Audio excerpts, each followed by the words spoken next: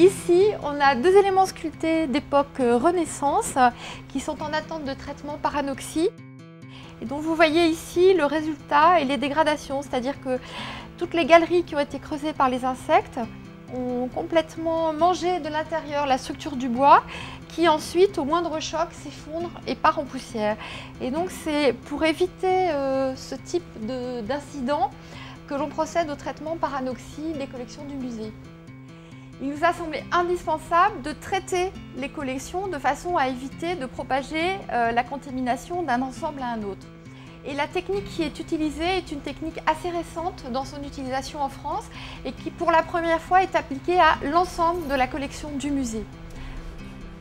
Il s'agit pour nous d'enfermer les collections dans une enceinte dans laquelle on aura retiré l'oxygène, tout simplement en filtrant l'air à la sortie et en ne réinsufflant que l'azote que l'on aura conservé.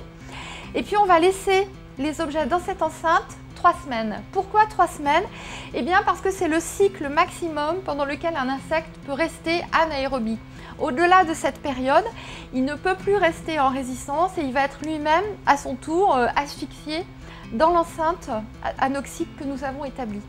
Et dans la mesure où aujourd'hui toutes nos collections sont saines d'un point de vue des infestations d'insectes, nous veillons à maintenir cet état et nous avons une phase de quarantaine pour toutes les œuvres qui entrent aujourd'hui au musée dans les collections.